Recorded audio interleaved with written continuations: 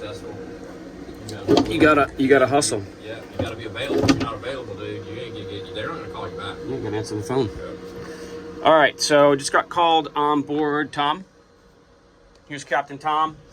I always go Captain. Nobody knows. I like literally watch 0 movies and nobody can give me that. Which I found out was what, airplane? That's right. It was there. Yeah, I didn't even know that. So Tom called me out this morning with a problem of a couple things, freshwater and saltwater side. So here's our freshwater pump. Here's how it's just hanging here by some zip ties. So that's certainly OSHA approved by all means. So he's not getting any water. So before I dismantle this, I just wanted to show you guys how this thing was hung. It was hung by a bunch of zip ties. So I've already done the supply and the return side on this, and this is our baffle tank right here, our expansion tank. So it's really small for a system like this, but nonetheless, there it is. And then the other problem that we've got going on is we've got corrosion in all of these PVC lines. In fact, as I touch it, you can see that it's falling apart. So they've used a 2-inch PVC pipe that they've tapped into and put females in, which are going to go to a male fitting and then to a male barb.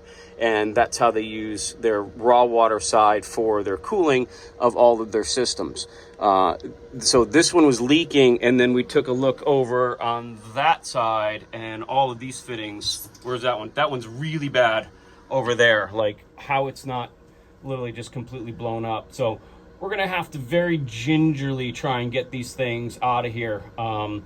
And the other thing too, I was thinking, Tom, and I don't know the answer to this, but you have an Electro-C on here, which we're a dealer of. I don't know how that relates to PVC. It shouldn't do anything in terms of degradation of it, but maybe over time, the chlorine in it starts to corrode them a little bit. But anyway, so that's our 2 projects, and then he said something about a Watermaker, right? Yes. We'll look at the Watermaker too. So I'm going to go back to taking this off, and I'm going to diagnose what's going on with the pump.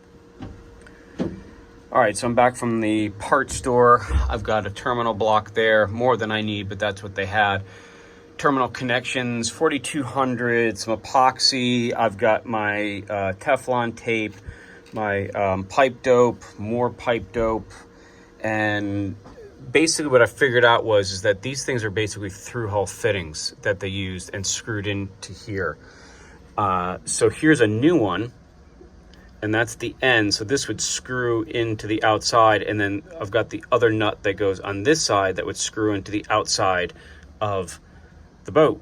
So that's what they're using for these, which is not the right threads to be using for in here, but that's what they did. So I put tons of Teflon tape and pipe dope on here, and they seem like they're fitting through in here. I've got these threaded back in here. These are the same thing. They've just cut the mushroom bottoms off on the back side and just screwed them in. Wow, I don't even know what to say about this system. Not great and really hard to work with. So I've got one more over there, and then we've got to put the water pump in and see how that works. I'll put all this back together again and then check for leaks. I gotta be honest with you, I know there's gonna be leaks. I'm not really thrilled with this. This just seems like a really bad system. But we're gonna put it in and check it out. So once I get all this stuff back in and we get it fired back up, I'll do another video and see if there's any leaks. Okay, in the engineering infinite wisdom as usual, trying to put that barb fitting in, and they've put it smack dab in the way of the collar tie, which means I've got to take that one off, that one off, that one off, probably all those down there too, and make this thing be able to move around. So then, that's burning stuff over there. You can smell it from here. I was like, what's burning? That's too hot, Matt. Turn that down. I never put it that hot. Anyway, while he's melting that, I need now to take all this stuff out to pull this off the wall so I can hopefully screw that in. Otherwise, I've got to dismantle this and everything else. And, well, as usual, it's become a project. Oh, and then the hose right there doesn't fit now. It's about 1/2 inch too short on the barb. That figures. I don't know how that happened. Okay, so final video before I get out of here, because it's Whoa, it's past coffee time. Tom, I got to get out of here. It's almost past coffee time. Captain Dave's a man. If you need something, give him a call. So I did I cleaned up the sensor that's in here for the salinization sensor, I think is what it was the problem. So we cleaned that up. I'm going to put this back together again. We got all of the new connections put on here. Nothing leaked. I can't believe it, including that one way down there, nothing leaked. And I'll show you how nicely we installed, before I put the lid back on that, the new water pump. So it's nicely hung on the wall, terminal strip.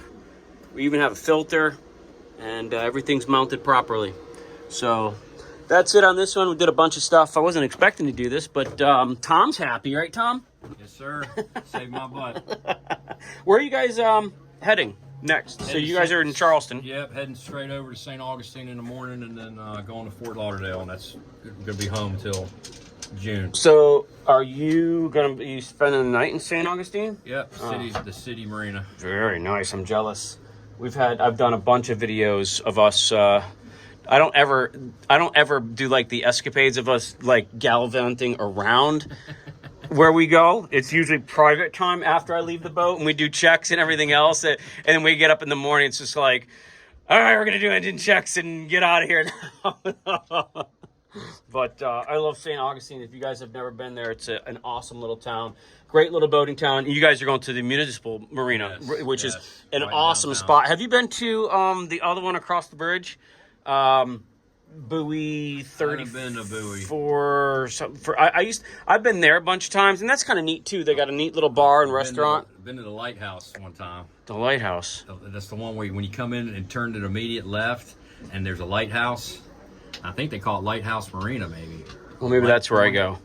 It's right to when you come into the channel. Yeah, you make a hard left. Yes. And it's shallow all the way in there, and you're like, my God, I'm in an 80-footer. I'm going to run aground. I just bought my 52 Viking years ago. I was bringing it from Miami down there. Okay. And that was the first spot we came. We were running against a hurricane. We had a Category 5 hurricane that was on our ass. We were trying to get in there.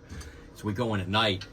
Pitch black, and it's not marked. I had my spotlight in a new boat that I just got. I won't ever stay there again because of that, but it's a nice marina. Well, but you know what though? It's really when you look at the charts, it's kind of like 2 feet. You know what I mean? That's what it says. Yes. I've never. I mean, even at low tide, I've been in there with a bunch of boats and never really had like it's not marked a scare. Maybe it is now, but I just don't go in there because I'm not sure. I think it's better now. But go to either one. This was 2017. Last time I went into that marina. My man, it's 2024. Yeah. Get with the times. It's 2017. Nice. And I go in that inlet all the time. I stay awake just because I'm like, And that's one of those inlets where it's really St. Augustine isn't typically marked by the Coast Guard and maintained by the Coast Guard on the charts and stuff like that because of the shoaling on it and stuff like that, which makes it interesting. But anyway, all right, I'm gonna start screwing, stop talking, end this video. There's Dave's your man. If you're in Charleston and you're coming through and you need any work done, you need to give him a call. He took my phone call at 8 o'clock in the morning within 2 rings. And he was on my boat within 10 minutes. And it was 2 rings because I was hanging underneath another engine. Yeah, he's the man, and he's knowledgeable. He knows what he's doing. Well, I appreciate it. Yeah, so I appreciate it. Cool. All right, well, we're gonna wrap up here. It's after 3:30, so we're T- or T+ for coffee time. So see you guys in a bit. Thanks, Dave.